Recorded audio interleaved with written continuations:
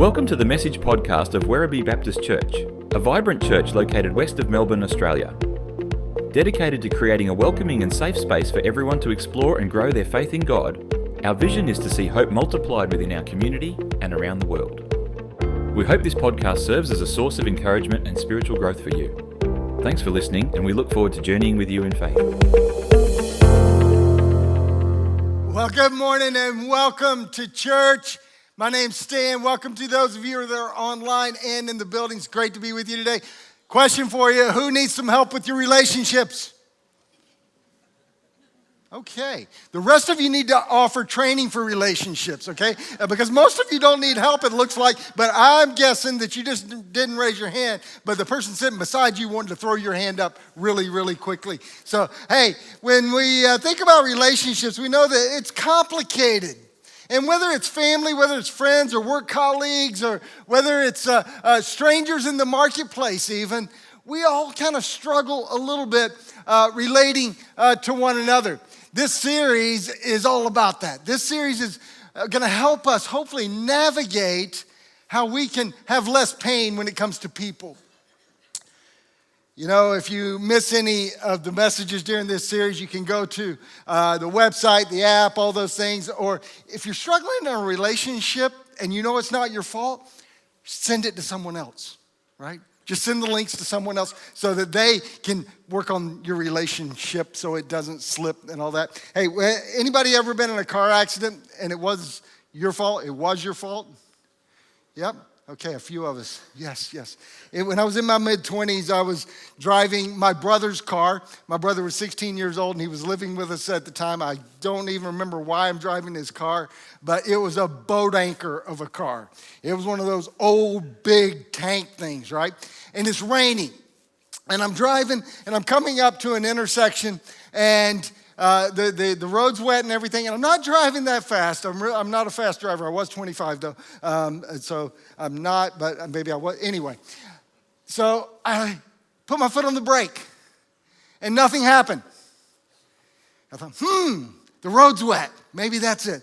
So I put my foot on the brake harder, and still nothing happened. So then I started pumping the brake. And anybody that's had an old car like that, you know what that's all about. You're pumping it, trying to get the brake fluid pumped up in the brakes and everything.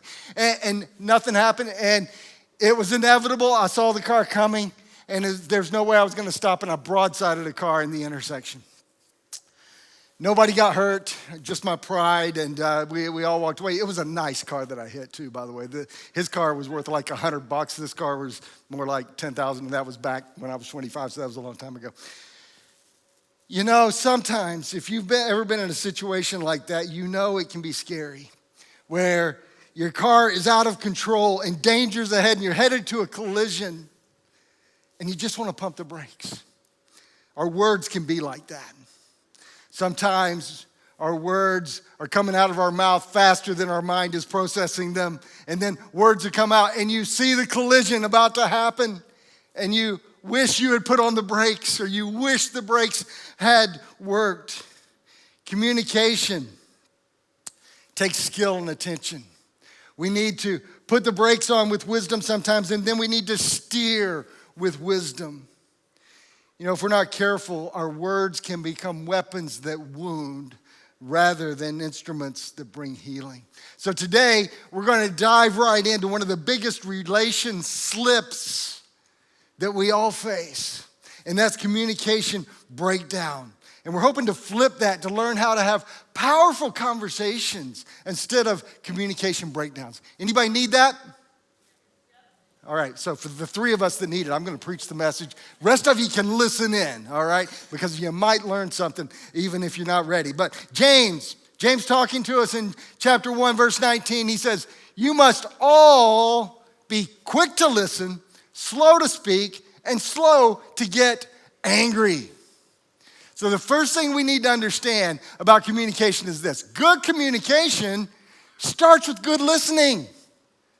Yeah, I'm seeing nods right now. Yeah, you're thinking, he never listens. She never listens. I wish she would breathe, right? Right, that kind of, oh, wow, was that an amen over there? Right. Good communication starts with good listening. We need to listen before we speak. Communication breaks down when we respond before we really hear what's being said. We've all been there. We're trying to talk, and then the person that we're trying to talk to and communicate a thought to just keeps interrupting us and talking over us, and we never can finish our thought. Anybody ever been there? Don't raise your hand, especially if you're sitting beside somebody that you might have conversations with. You know, maybe they're not even trying to interrupt us, but then when they respond to you, it becomes clearly evident they didn't hear a word you said, because what they're responding with has nothing to do with what you were saying. What happens in those situations? We feel unheard. We feel disrespected. We feel misunderstood. And we hate that. We hate it when people do that to us. But if we're honest, we all do that from time to time, don't we? How many times have you been in a conversation and while the other person's talking, you're formulating your response? You already know what you think about this situation, and you're just figuring out what you're going to say to put them in their place. You know that there's a place and that they need to be in that place, so you got to work really hard to make sure you're able to communicate well, but you're not listening, right? Sadly, often we do have answers. But the answers we have nothing to do with the question being asked or the statement being said. Proverbs chapter 18 says it like this: spouting off before listening to the facts is both shameful and foolish. Be slow to speak. Be quick to listen. So how do we actually do this? How can you and how can I be better listeners? By the way, I was preparing this message, and this first point, good communication, starts with good listening. And then I had a meeting with one of my staff members, and that meeting had interrupted my preparation, but it was a scheduled meeting. So anyway, as they're talking, I start interrupting. I start telling them the solution to everything. And I thought, oh my goodness, I'm doing it. Right? And then I shared with that person about this, and they just laughed, and they loved it and everything. They said, yeah, you do that a lot. So anyway, if we want to practice better listening, we need to start by putting away distractions. Maybe when you're having a conversation like this, that's not actually the most effective way to listen, right? And we need to set aside sometimes even our own thoughts and our emotions in that moment and just be present. Look them in the eyeball, and then practice what's called active listening. Some of you might have heard of this before. Active listening involves it's listening attentively to what the person's saying, and then actually turning around and restating it so that they know they were heard. It works kind of like this. So the person would say this: I would like us to spend more time together in the evenings. It would make me feel valued. Anyone want to say that to your partner? No, anyway. And then if you're an active listener, you're not thinking about that joke that you're about to say after that. You're listening to that, and then you're going to do this. You're going to say, I hear you saying you would like to spend more time together in the evenings because it would make you feel valued. Is that correct? What does that do? What that does is it makes the other person know that, wow, they actually heard what I said. They're actually listening to me, and they even understood my feelings about the situation. Now, did we solve anything? No, okay. That's going to come in a couple of weeks when I talk about conflict. But it lets the person know at least they've been heard, and that goes a long way to solving problems because we don't always have to agree with each other, but we need to respect each other and at least hear one another and acknowledge the other thought. So, we start with good listening. So once we are great listeners, then it's time to think about the words that we're going to respond with. It says this in Proverbs 18:21, the tongue can bring life or death. So we're going to have a choice to make here. We're going to bring life or death. So good communication chooses words wisely. It listens first, and then it chooses words wisely. In James chapter 3, it says this: if we could control our tongues, we would be perfect and would also control ourselves in every way. We can make a large horse go wherever we want by means of a small bit in its mouth. And a small rudder makes a huge ship turn wherever the pilot chooses to go. even though the winds are strong. Something so small can give direction. I remember when I was 12 years old, I was in Boy Scouts, and we were doing a week-long canoe trip. And my uncle was the scoutmaster. And he was a large guy, probably my size now or bigger. And I was 12, and I had pimples and all this stuff. And he put me in the back of the canoe. Right? He's in the front of the canoe. He's a big guy, I'm a little guy. And the way you steer a canoe is with the paddle. You use it as a rudder. Well, try as I might, with my skinny little frail arms, I had trouble steering that canoe with him in the front.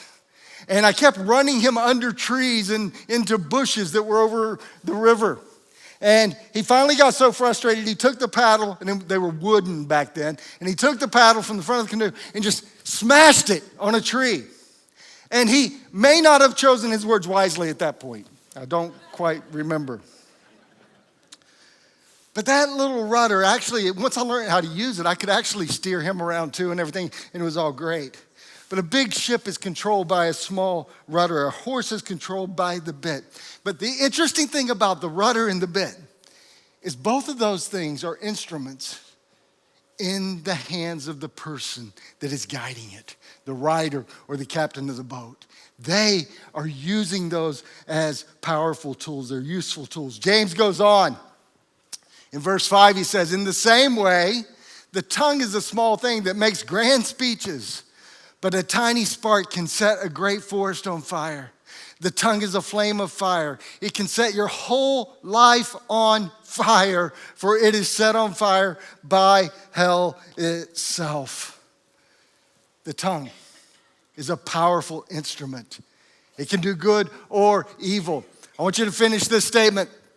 Sticks and stones may break my bones, but words or names or whatever can never hurt me, right? We've heard that. How many heard that growing up? All right. How many said that one time and you were masking the deep pain and hurt that you were feeling by the words that were just spoken to you? Yeah. Can I just say, that's a load of rubbish. Everything else I'm saying today isn't rubbish. That's a load of rubbish. Sticks and stones can break my bones, but words can never hurt me. See, words have the power to destroy.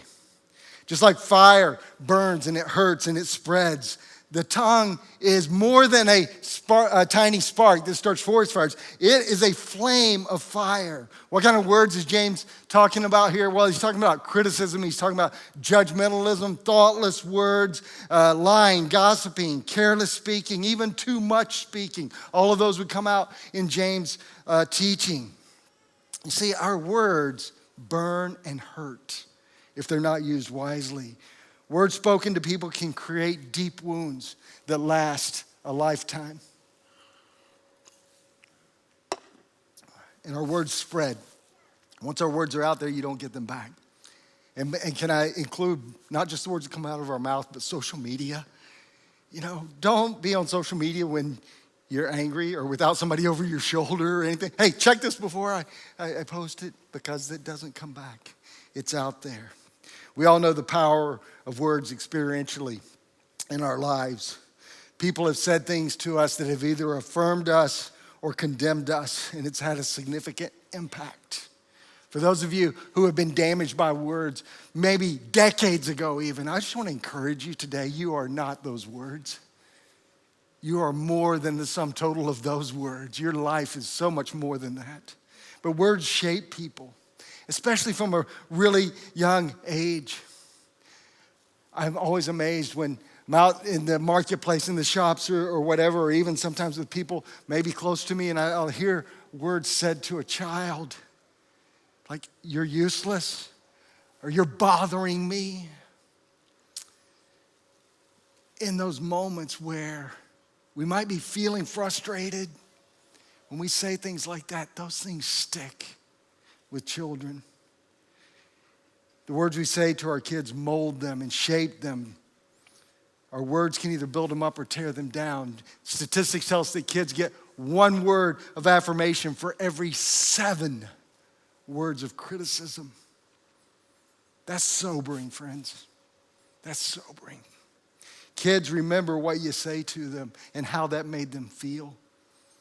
And I love my grandkids. I love when they say things and stuff, and sometimes I wonder, where in the world did that come from? Who's been saying something to you that made you think that? They also hear what we don't say. I had a young man when I was a youth pastor in my early days of ministry, and he said this. He said, I just want to hear my dad say, I'm proud of you. His dad was a pastor. I've talked to kids that say, I've never heard someone say, I love you. Wow. Words can affirm, they can build up, or they can tear down. Compliments and affirmations. Can I challenge all of us, especially in this area of children? Sorry, I'm focusing so much on that, but we love families here. Let's take it on board, knowing that they get one word of affirmation for every 7 words of criticism. Let's all, the kids that you have influence in, and if you see a kid running around, you've got influence, okay, because you're big and they're small, and give them a word of affirmation. Let's try to counteract all those words of criticism they get. You and I can do that. Good communication chooses words wisely. Proverbs also tells us the heart of the godly thinks carefully before speaking. That's back to right? We're going to listen carefully, but we're going to think. Your words have power. Once they're spoken, you can't get them back. So in every conversation, ask yourself this. Am I steering this in a positive direction, or am I setting something on fire with my words? Back to our sticks and stones. Sticks and stones may break my bones. This is more accurate, but words will last forever. Our words matter, so choose wisely. So once we've listened well and we've determined we're going to choose our words wisely, then, and only then, see, we're not talking yet. We're still listening and choosing, right? It's a long time that we've spent listening and choosing. Then, speak the truth in love, all right? So you've listened well. Now you've chosen your words wisely. Now you're going to speak the truth in love. What does that mean? That means this. It means good communication includes how we speak, not just what we speak. You can say the right words, but our tone and intonations and everything, how we say the words, often speak way louder than the words do. It says what we speak, we need to speak the truth. Okay, we need to speak the truth, not lies that seem clear. That seems clear and easy. It says this, so stop telling lies. Let us tell our neighbors the truth, for we are all parts of the same body. That is simple, right? We're just going to tell the truth. That also means not from a place of pride, not from a place of manipulation, trying to get what we want out of that person. We're speaking truth. But how we speak it, verse 26 says this, and don't sin by letting anger control you. Don't let the sun go down while you're still angry. For anger gives a foothold to the devil. Get rid of all bitterness, rage, anger, harsh words, and slander. That's how we are to speak. See, the words we say need to be true, but the way we say them communicates often louder than the words do. You can be in a conversation and you're listening well, you're trying to listen well, but you have a truth bomb that needs to come out, right? Anybody ever think that? Yeah, I got a truth bomb for you. I'm waiting. I'm gonna throw that truth bomb on you, right? What do bombs do? They blow things up. They blow relationships up. You may have the truth, but if you use it as a bomb, you're gonna blow up the relationship. How we speak matters. Our goal in a conversation, even a debate, should never be to win, especially with people we love. Because if you win, what have you won? If you win a conversation with your spouse or your partner, what have you won? Now you're married to a loser.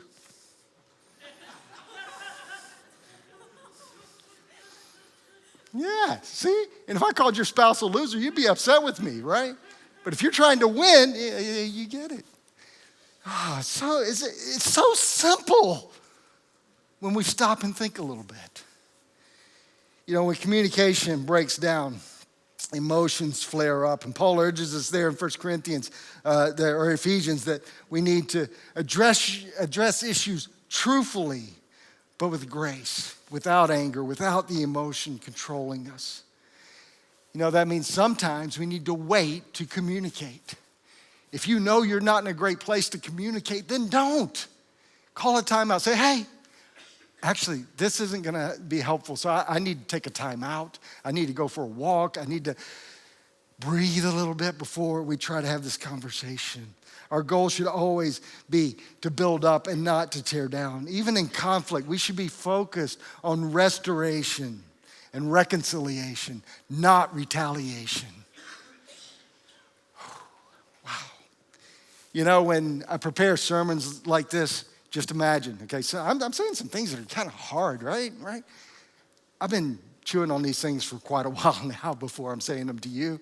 So yeah, God's already doing this in me, telling me all this before I'm telling you this. So if you're thinking, ouch, ouch, ouch, yeah, that's coming from a heart that's already going, ouch, ouch, ouch. Colossians chapter 4 says, let your conversation be gracious and attractive so that you will have the right response for everyone.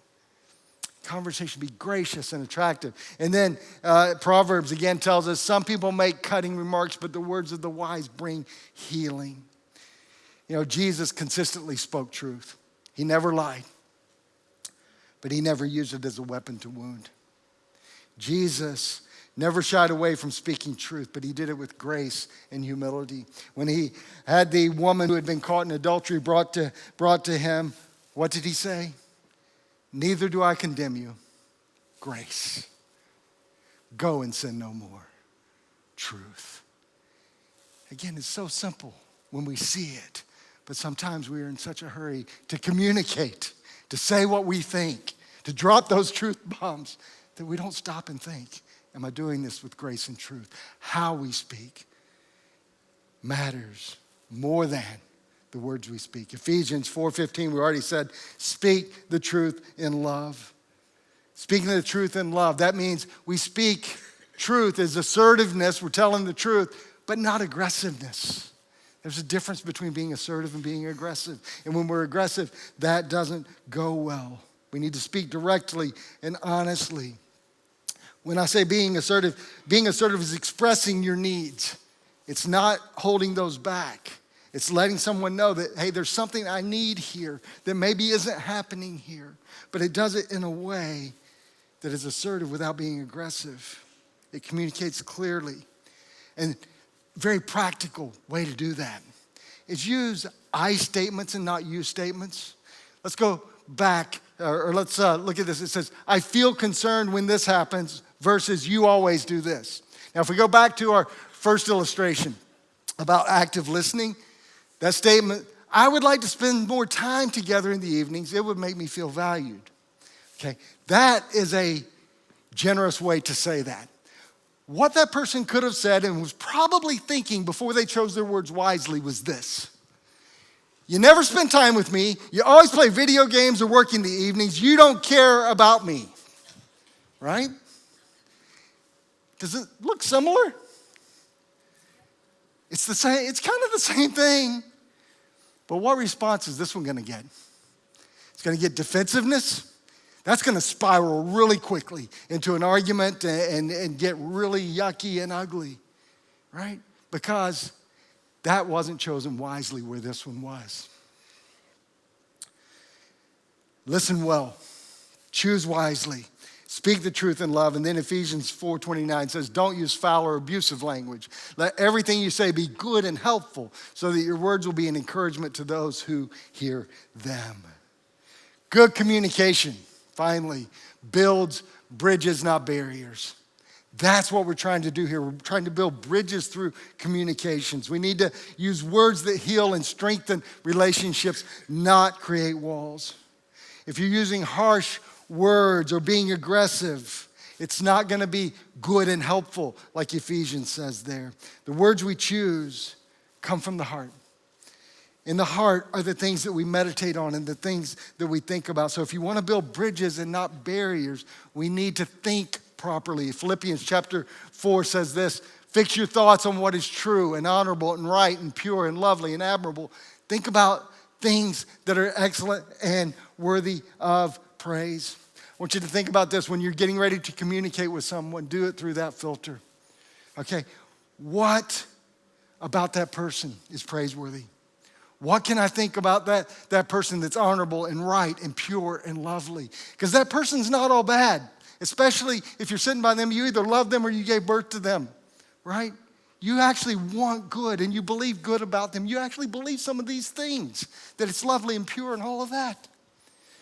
Before you communicate harshly and build the barrier, think about those things. What are 3 good things about the person? And then start there.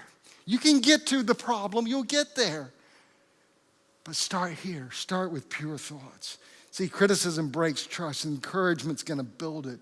Make it a habit to affirm the others that you're wanting to communicate with. So, do you want to avoid the relationslip of poor communication? Anybody? You want to avoid that?